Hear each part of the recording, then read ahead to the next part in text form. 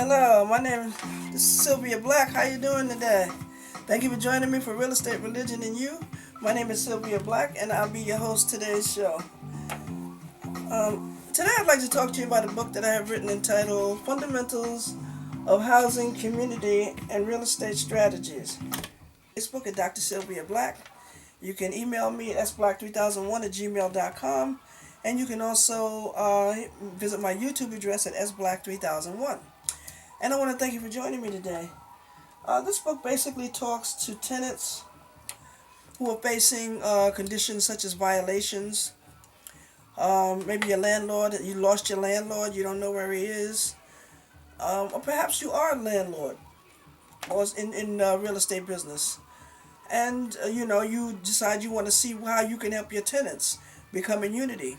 I talk about forming a tenants association in here, how to form a tenants association, how to form a steering committee, basically how to go on an effective rent strike. I was watching a judge show one day. Um, it was about basically this young boy. He was staying at this place, and he stopped paying rent, and because the boy, he says he didn't have any heat, so he stopped paying rent.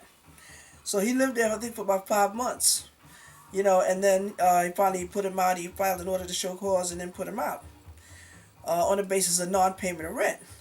And when he was arguing his case, he was arguing that, I had to, spend by paying more gas and electric because I had to burn, more gas and electric in order so I can keep warm. Because he didn't supply. And the information about that is, yes, you can withhold the rent, but you can only withhold it with the judge's permission. You have to take your own landlord to court, just like your landlord has to take you to court. Even if you give your landlord a 30-day notice and you say, look, I'm moving out by the first of next month, and you decide, hey, I haven't found anything. I thought I found something, but that didn't fall through. So I have to let my landlord know. Now, they cannot forcibly evict you on their own.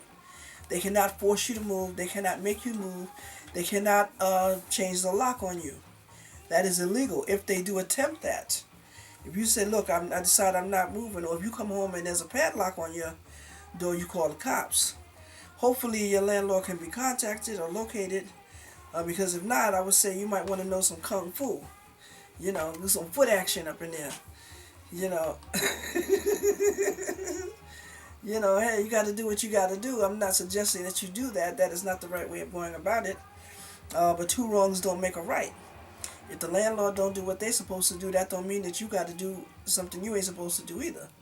Now, this book is available on AffordableHomesAndApartments.com for more information on this book, which is entitled Fundamentals of Housing and Community Strategies, and a subtitle, A Better Place to Live. And it's volume 1, and you're by yours truly, Sylvia Black, available on AffordableHomesAndApartments.com. Now, basically, when you're dealing in a situation where you're living in a building and you don't have the best basic essentials, basic violations consist of, but not necessarily inclusive of, lack of heat, no hot water, holes in the walls, or rodents. We call them rats and roaches where we come from.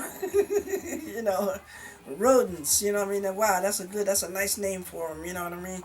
But a roach is still a roach. I don't care how you dress him up or make his name sound all sweet. You know what I mean? A rodent is a rodent. You know what I mean? If you have those things, that's a violation. Okay. I love property management. I love dealing with people. Customer service on the phone or in person. I just love it. I'm a people person. And I like property management more than I like sales or rentals. And we do have a couple of houses. Like I said, we're your full service licensed real estate brokerage firm. And currently we have some houses that are for sale and some apartments for rent. For more information on the apartments we have for rent and the houses we have for sale, please go to my website at AffordableHomesAndApartments.com. There you'll find a couple of virtual tours of some of the apartments that we have, and we're downloading the rest of the videos from the other sources that we have houses available. Of course, as you know, as a licensed real estate broker, it's our job to put the deal together. So what we do is, what we do is we sell houses. We gather the information from the applicant, and then we sell you a house, and thereby getting a commission. That's what the license entitles me to. collect a commission for selling someone else's house. Okay, collecting a commission for renting someone else's apartment. Okay, now most of the real estate sales agent trainees that I bring on board basically are unlicensed. Okay, you have some that are licensed, some that are not, that want to come on board. Okay, you don't have to be licensed in order to be a real estate sales agent with affordable homes and apartments. Okay, but it would be helpful if you had some type of real estate knowledge or some sales experience.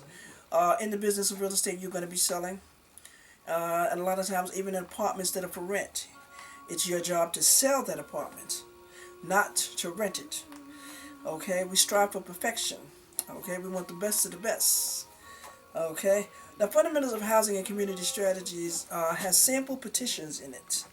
Okay, now for example, it's my experience as a 70 administrator. I was a 70 administrator. Excuse me. And when I got my sales license, my license as a sales agent, I looked around to work because you got to be sponsored by a broker in order to do any real estate transactions, for someone else. So I looked around for the different, uh, you know, companies that I could probably go to, and I could probably, I don't know, work with, work under. But they seemed like they were so complicated. A lot of the stuff that they wanted you to do just seemed so complicated.